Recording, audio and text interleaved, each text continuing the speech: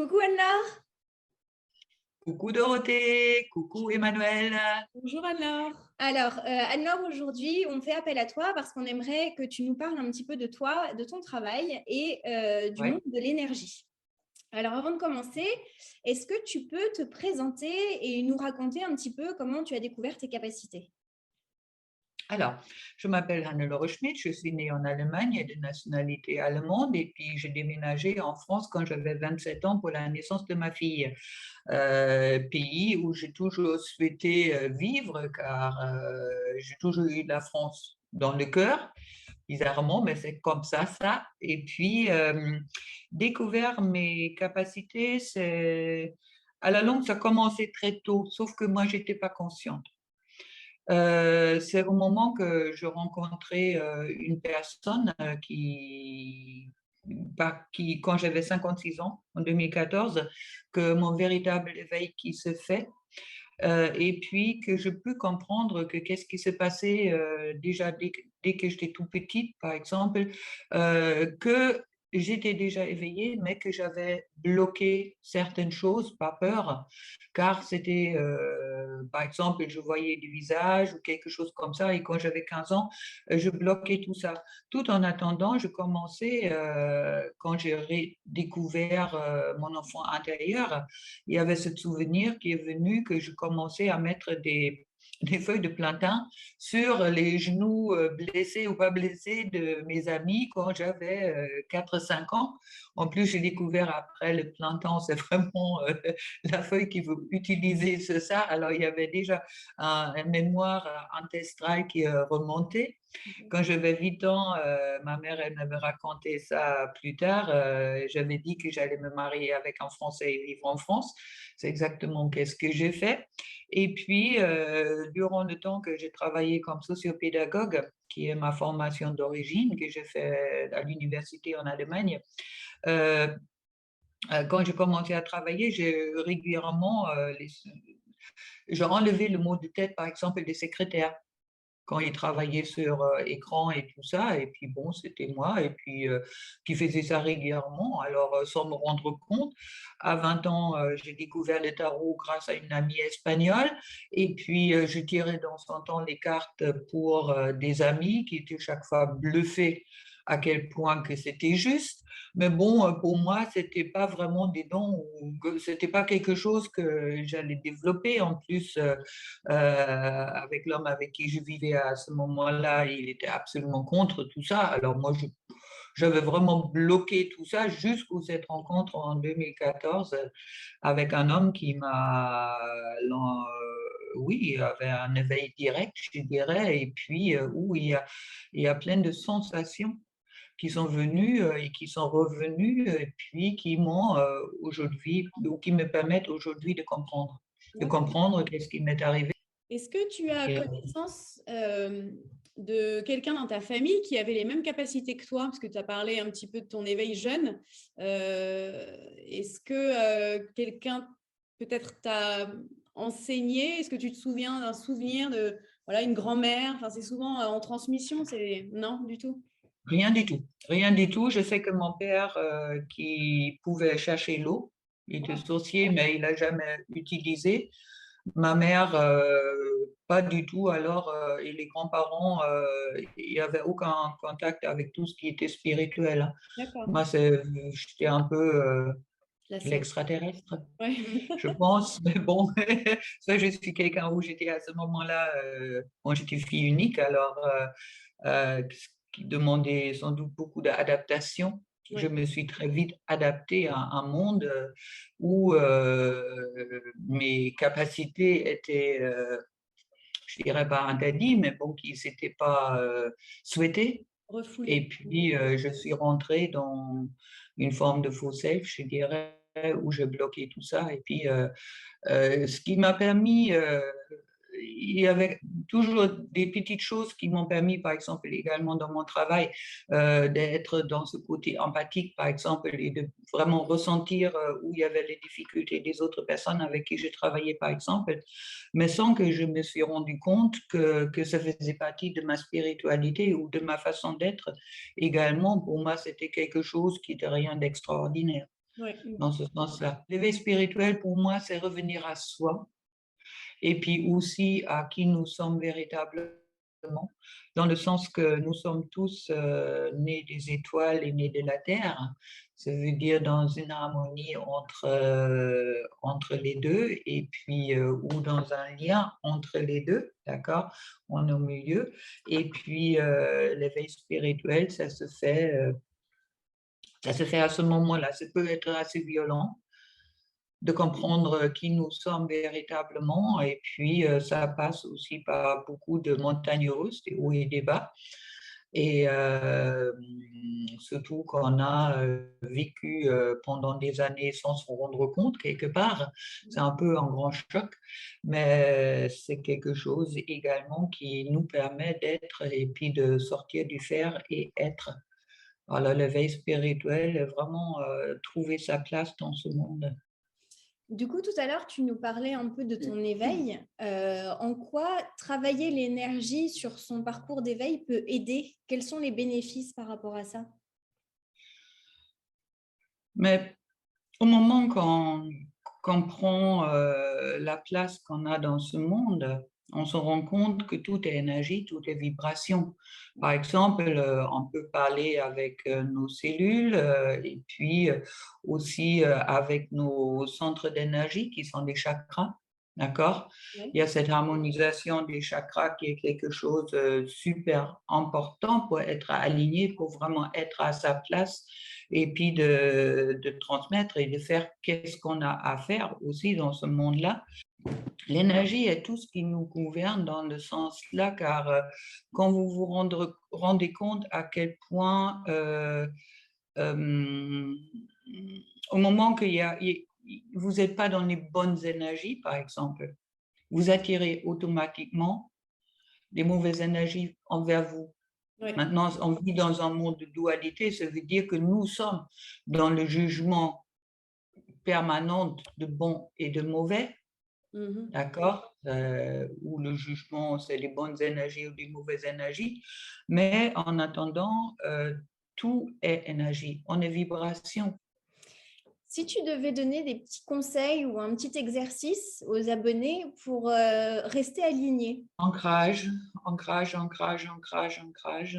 Et puis, vraiment aussi à faire attention à cet alignement de nos centres énergétiques. Et puis, on peut parler avec ces chakras. Hein. C'est Louise Ansa qui dit ça. Vous pouvez parler à votre corps. Faites-le. Et puis, ne niez pas votre corps, car votre corps fait partie de qui vous êtes. C'est votre outil de transport aussi. Et c'est également votre outil de mémoire, car les mémoires de toutes nos vies intérieures, ils sont inscrits dans nos cellules. Oui. Alors, il est vraiment important de prendre soin de son corps et puis aussi de ses énergies. Tout ça, ça joue ensemble. D'accord. Et puis, si vous avez des choses qui vous remontent, qui sont désagréables, laissez-vous traverser par là et puis soyez dans l'acceptation. Accepter pour avancer. Oui, pour moi, l'acceptation est vraiment l'acceptation est le seul moment où on est dans le présent. Tu te connectes au guide de tes consultants aussi? Oui, bien sûr, mais c'est on crée un lien énergétiquement. Je travaille avec le chakra du cœur, d'accord? Je crée un lien au chakra du cœur de la personne, à ses énergies, ses centres d'énergie. Et puis à ce moment-là, les guides, ils me répondent. D'accord. Au moment que c'est fait avec amour, tout est bon. J'ai une petite question d'ailleurs à ce sujet-là. Quelle est la différence pour toi entre le moi supérieur et les guides? Est-ce que c'est pas peut-être la même chose? Est-ce que c'est la même énergie? Est-ce que tu arrives à les distinguer? C'est différent. C'est différent dans le sens que mon moi supérieur, c'est mon âme. Ouais. Ça parle avec mon âme et qu'est-ce que moi je ressens. Je parle avec mon moi supérieur au guide, je dirais, plutôt que c'est les guides. Car les guides, c'est une autre énergie. D'accord. Tout simplement ça, c'est d'accepter d'être au service, car il y a quelqu'un qui veut parler, une énergie qui veut parler par toi. Si tu devais donner un conseil aux personnes qui ont envie de se connecter à leur guide, qu'est-ce que ce serait? Ne pas chercher à forcer. Et tu crois pas que les guides, même si tu n'arrives pas à avoir un message bien clair, ils vont essayer par tous les moyens de te faire comprendre où tu dois aller, avec les signes, les synchronicités et tout ça? Oh, oui. Ils sèment Oui, surtout que chez moi, les choses sont très... Je crois que moi, j'étais pas là-dedans et puis j'ai aussi les pieds quand même bien par terre, même si je suis un peu perché, comme on peut dire. Ils sont assez clairs avec moi dans ce sens-là. Il y a d'autres choses comme ça. C'est vrai que vous pouvez compter qu'au moment que vous n'êtes pas sur le bon chemin, ça veut dire que vous éloignez du chemin. C'est là, il y a des choses qui arrivent. Alors, on devient sensible après de plus en plus sur ce chemin d'éveil aussi. Qu'est-ce qui est bien pour soi? Et puis, cette ouverture du chakra de cœur est vraiment quelque chose d'important, surtout pour moi. Bon, je travaille beaucoup avec les chakras, car ce sont nos centres d'énergie, mais il y a des choses qui s'ouvrent pour ça aussi. Quelqu'un qui cherche absolument pas à aller avec les guides, si ce n'est pas le bon moment, il ne va pas avoir de réponse. Ça vient au moment où on est prêt et il ne faut pas le chercher parce que c'est... Voilà. Et ça demande la confiance et la foi.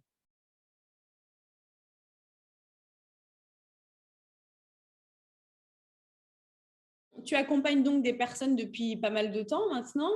Est-ce que tu aurais des conseils à donner aux auditeurs sur comment dépasser les blocages? Est-ce que l'énergie peut aider? Une chose qui est importante pour Ouais. travailler sur les blocages. Aujourd'hui, la plupart des personnes, ils travaillent le blocage avec le mental. Ça veut dire, ils sont dans le mental, il faut que je fasse ça, il faut que je fasse ça, il faut que je fasse ça. Sur les blessures, c'est égal. D'accord. Moi, une fois, je pense qu'il est vraiment important de se rééquilibrer énergétiquement en soi pour recevoir qu'est-ce qui est vraiment juste pour soi et pour ressentir qu'est-ce qui est juste pour soi quand on est tous différents, d'accord? Et puis, être dans l'acceptation. Au moment où on a un blocage, ça veut dire on n'est pas dans l'acceptation de quelque chose qui est. Ça veut dire on est soit dans le passé, soit dans le futur, mais on n'est pas dans le présent. Au moment qu'on accepte où on est à ce moment-là, par exemple, un moment de tristesse. Un moment de tristesse, ce qui nous arrive à nous tous, on peut dire, je suis triste, ok, j'accepte, je suis triste, et je lâche à ce moment-là.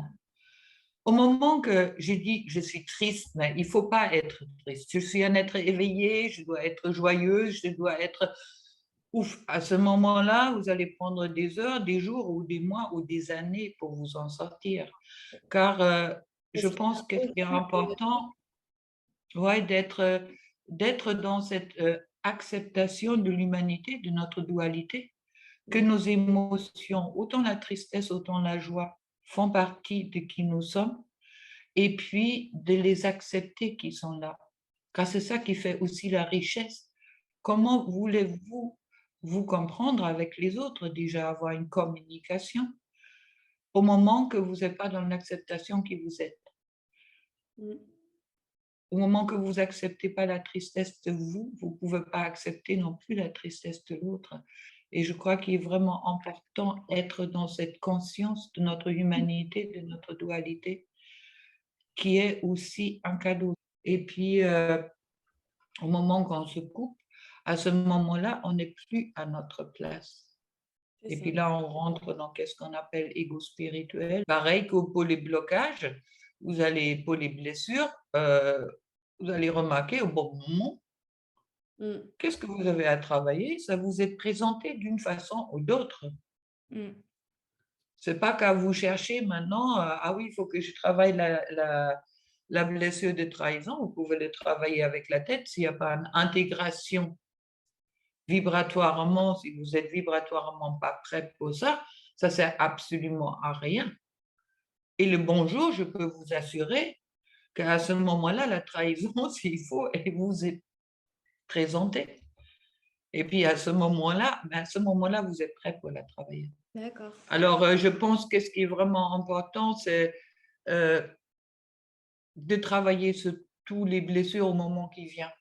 Et puis être dans l'acceptation qu'on les a. C'est comme notre corps humain, il est comme il est. Et puis être dans l'acceptation de notre corps émotionnel qui fait partie de nos blessures est autant important. Au moment qu'on est dans cette acceptation qu'on a telle et telle blessure, automatiquement, on donne plus d'importance. Comment tu canalises tes soins? Comment ça te vient en fait? Est-ce que tu vois? Est-ce que tu entends? Est-ce que c'est des ressentis? Alors, tout au début, j'ai eu beaucoup de difficultés de voir. Il y avait des images qui venaient de temps en temps, mais bon, je ne suis pas quelqu'un qui est dans cette voyance pure et dure. Ouais. D'accord? Moi, c'est plus, je dirais, bon, on appelle ça la clairsentence, moi, je dirais le clair savoir. Je le sais. C'est quelque chose que beaucoup qui sont médiums, qui cherchent de savoir, d'entendre. Il y a certaines qui entendent. Moi, des fois, j'entends des choses. Oui, tiens, stop, c'est bon. Hein. C'est les premières choses que j'ai entendues quand je commençais à faire des soins. Dans ma tête, on me disait stop, c'est bon. Ouais. Je dis bon, ok. Pour t'avertir, Alors, tout terminer. ça joue ensemble, mais on sait. C'est plus quelque chose qui vient directement en vous. Je suis canal. Alors, je reçois, quelque part, c'est un peu comme, je suis là sans être là. Ouais, ouais, ça s'explique pas vraiment en fait, à vrai dire. Voilà. Et puis, de savoir, par exemple, avec quel guide je travaille à faire par moment, Oui, c'est c'est ça. aussi quelque chose, je sais. Je sais quand je sors des choses pas possibles, c'est Ganesh. Je suis aussi très proche de Ganesh. Michael, On a oublié de dire, tu travailles beaucoup lors de tes soins avec les archanges et les maîtres ascensionnés. Ils se présentent de temps en temps, ouais. C'est ça. Hein. Oui, car le premier guide que j'ai découvert était Marie-Madeleine. D'accord. Moi, avant de découvrir, par exemple, mes animaux totems et tout ça, c'était peu de temps après avoir rencontré cet homme qui m'a éveillé quelque part à qui je suis et la relation spécifique qu'on a. Et puis, à ce moment-là, j'avais cette impression, il y avait Marie-Madeleine qui me caressait les cheveux et me disait ma fille. Bon, maintenant, je ne suis pas la fille de Marie-Madeleine dans ce sens-là, mais on porte tous en nous des énergies de nos guides. Oui. Et puis, on ressent directement, est-ce que c'est une énergie féminine, est-ce que c'est une énergie masculine, par exemple comme Archange Michael, et puis aussi quand on fait appel à eux à un moment ou l'autre. Mais en principe, c'est pas quelque chose, c'est pas que moi j'appelle les guides, c'est les guides qui se présentent. D'accord. Ça veut dire c'est quelque chose qui est vraiment guidé, où moi, en quelque sorte, je suis un outil. Oui. Qui peut accepter ou pas accepter être outil, oui, je suis libre arbitre, mais en attendant, c'est les guides qui se présentent à nous. Un guide il se présente à vous quand il a envie de se présenter à vous. C'est aussi simple que ça. Ou quand vous le demandez, il est d'accord de venir. D'accord. Par exemple, l'autre jour, je fais un soin sur une amie et puis qui avait mal au dos. Oui. Sans passer par un soin extraordinaire ou quoi que ce soit, avec des magnétismes. Et puis bon, on m'a pris la main, ma main visuelle, ma main d'énergie. Ouais. On est allé dans son corps Ouais. et a trifuté le nerf qui était coincé pour le décoincer. Et je sentais tout ça, elle le sentait aussi. Moi, j'étais incapable de bouger. C'était vraiment, on m'a pris ma main, bon, on a laissé faire et 5 minutes après, elle avait plus mal au dos et on avait décoincé les nerfs qui étaient coincés. Wow. Alors, c'est des choses que je crois qu'il faut tout simplement accepter. Tu proposes un soin que tu appelles le soin de l'Atlantide sur les 4 consciences. Est-ce que tu peux nous en dire plus sur ce soin que tu pratiques? En quoi ça consiste en fait? Alors, déjà, pourquoi les 4 consciences? C'est que il y a Karine Guébelin, avec qui j'avais fait une formation des annales akashiques, par exemple, et en énergétique, m'avait dit une fois, quand elle avait lu mes annales, que je faisais partie des rares guérisseurs qui pouvaient travailler justement sur les 4 consciences. D'accord. Moi, à ce moment-là, je n'étais même pas consciente. Maintenant, je utilise dans le soin d'Atlantide, je vous mets dans un cristal, d'accord?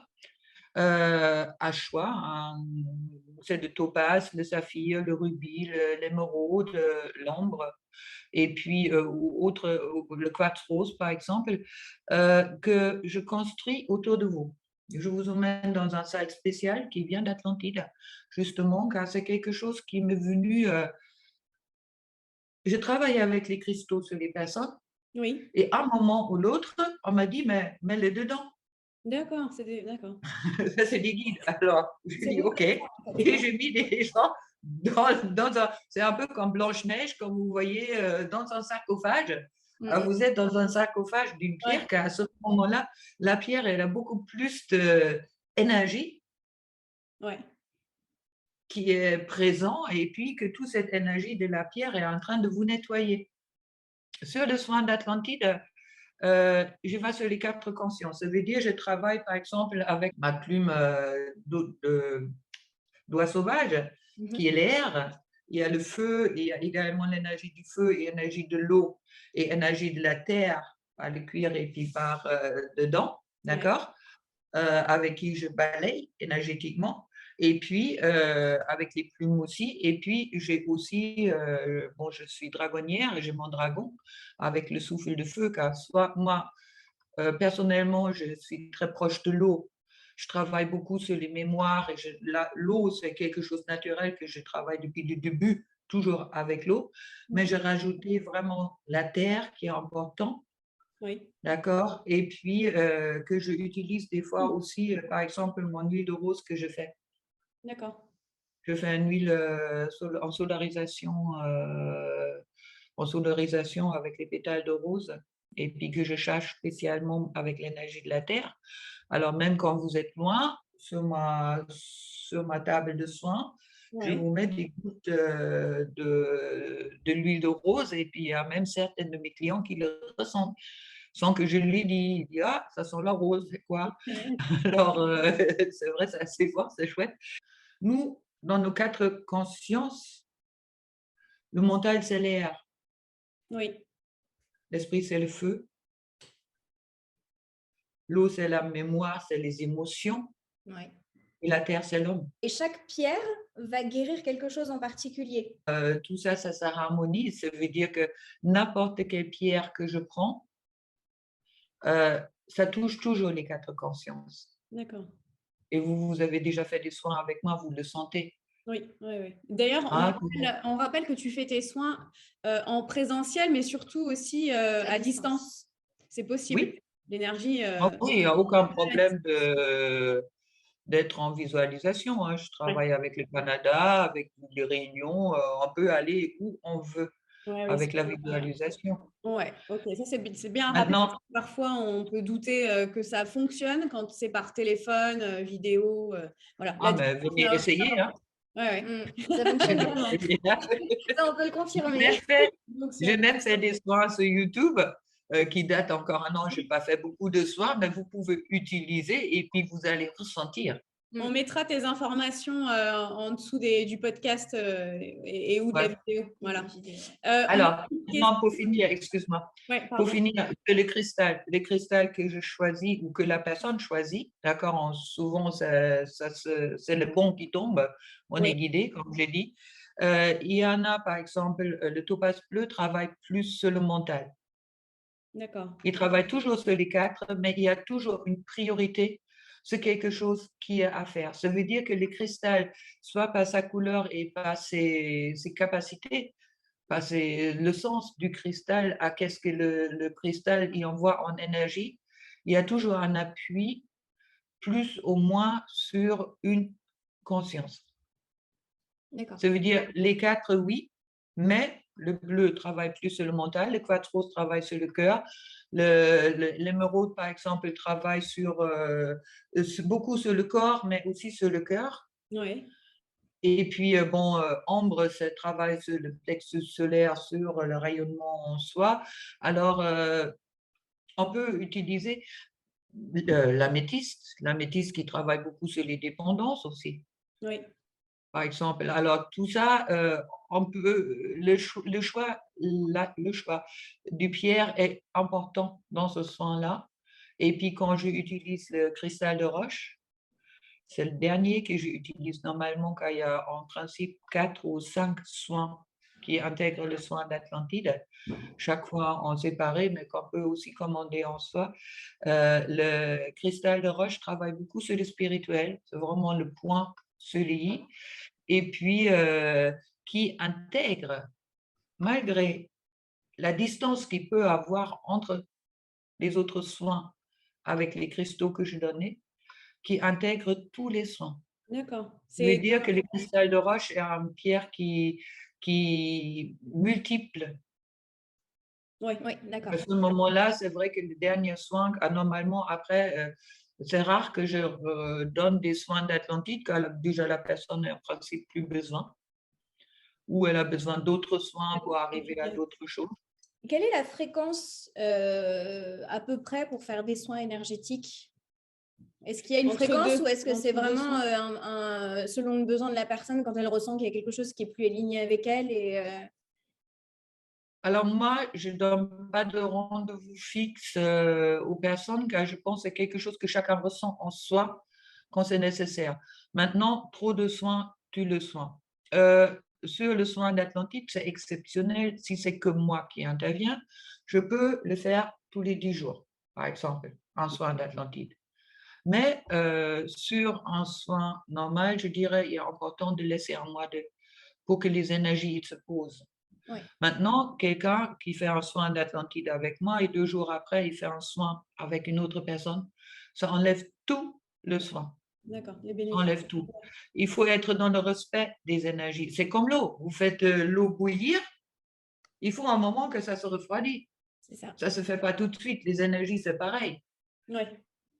Et puis, quelqu'un qui est en surconsommation des soins, moi, je dis c'est plutôt dangereux, d'accord? Ça peut avoir vraiment l'effet contraire de qu'est-ce qu'on souhaite, car à ce moment-là, c'est le mental qui dit avec le soin, avec le soin, avec le soin. Non, il n'y a pas que le soin, il y a aussi cette intégration dans les énergies qui est nécessaire. Un soin est là pour créer une harmonie. Mais cette harmonie ne peut pas être atteinte si la personne n'est pas prête ou si la personne veut arriver à quelque chose à faire.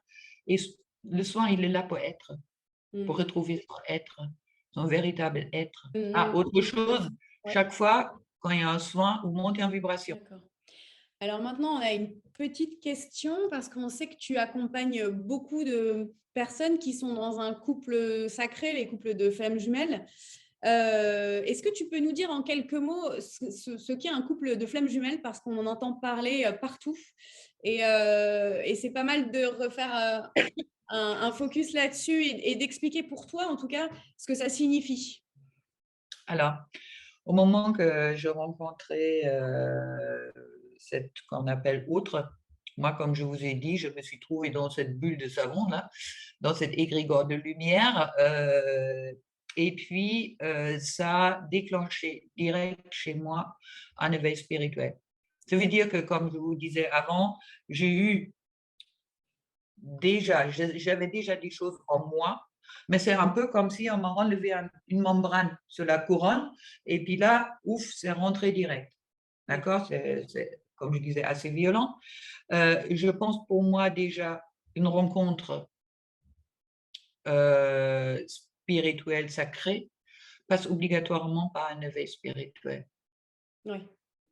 C'est pour moi une base, ou dans tous les cas, comme moi je l'ai vécu. Maintenant, il y a beaucoup qui s'affichent en disant qu'est-ce qui est juste, qu'est-ce qui n'est pas juste. Je dirais, moi par exemple, je refuse de dire s'il y a quelqu'un qui est flamme jumelle ou qui n'est pas flamme jumelle, est-ce qu'il est dans une relation âme-sœur ou pas âme-sœur. Je le refuse de le faire car je pense que c'est quelque chose que vous sentez en vous. C'est comme quelqu'un qui me dit, bon, tu n'es pas blonde, tu es brune.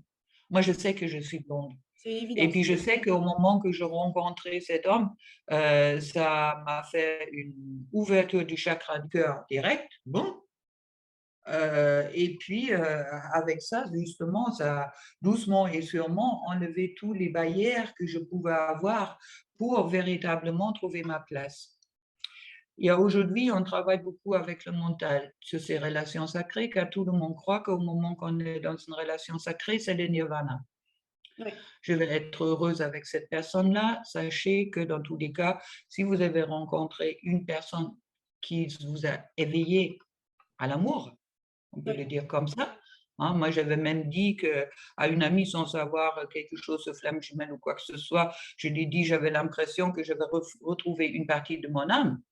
Oui. Bon, étant pas du tout éveillée à ce moment-là, je ne savais rien des flammes jumelles, mais bon, il y a une compréhension. J'avais trouvé qu'est-ce qui me manquait en quelque sorte. Et puis, je vais parler d'âme, que moi, je ne parlais jamais d'âme avant. Oui. Alors, c'est des choses qui se font naturellement. Maintenant, c'est tout ce qui se passe sur les réseaux sociaux et tout ça. Bon, comme je dis, on attend d'être dans une relation optimale. On attend d'être dans quelque chose où la relation nous apporte le bonheur. Alors, je pense qu'il est important dans n'importe quelle relation sacrée, ça veut dire relation qui est prévue, que on ne peut vivre cette relation au moment qu'on n'a pas trouvé son bonheur auparavant en soi. Car énergétiquement, et automatiquement, au moment que vous ne vous aimez pas, vous repoussez l'autre.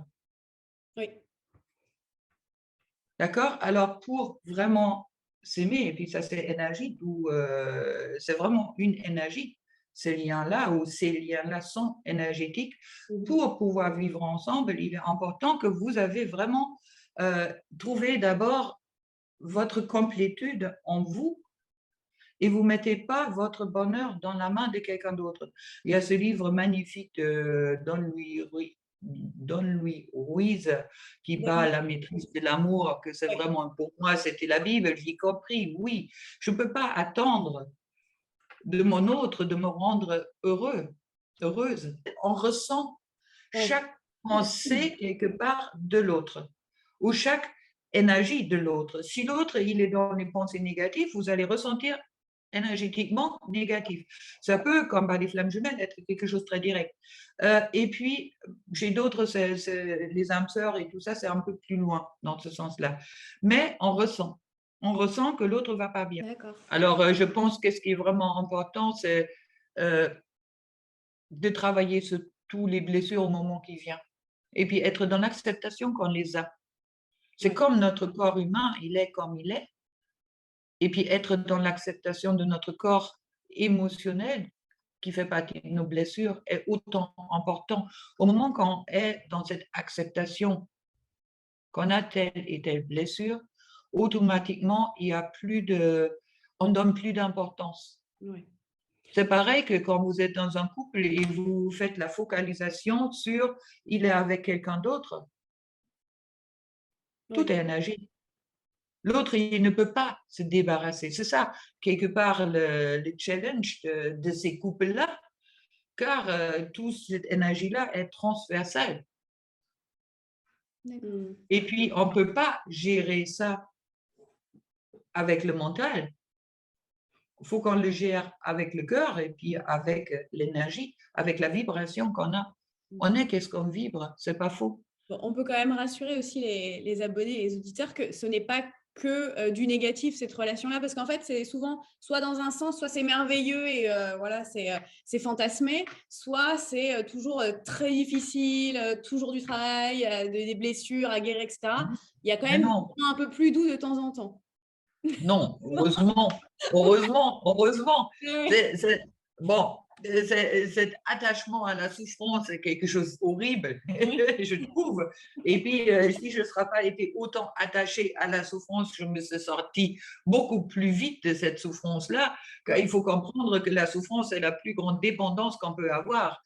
Alors, en attendant, être déjà heureux qu'on a rencontré cette personne qui nous a permis aussi de nous éveiller à nous et de trouver notre place au moment qu'on est à notre place, il y a beaucoup moins d'importance, je dirais. On a toujours le désir d'être avec cette autre personne. Ça, c'est, je crois, quelqu'un qui dit non, j'y crois pas. Mais il n'y a plus cette dépendance du bonheur de je peux être en bonheur sans cette autre personne, même si cette envie de partager cette bonheur avec l'autre personne est toujours présente. Maintenant, ben, c'est génial. Écoutez, on vit une aventure, c'est une expérience. Vous imaginez l'expérience qu'on a, on a le droit de s'éveiller, on a le droit de se trouver, on a le droit de trouver sa place, on a le droit de connaître une personne qui nous est si proche que personne d'autre. Énergétiquement, dans tous les cas, chacun de nous découvre grâce à ces liens et grâce à cet amour qui nous lie, notre lumière. C'est pas un magnifique cadeau? Mais si. Et de comprendre que l'amour est autre chose que le sacrifice et la dépendance, que l'amour peut être une liberté, que l'amour peut être une acceptation. Oui, exactement.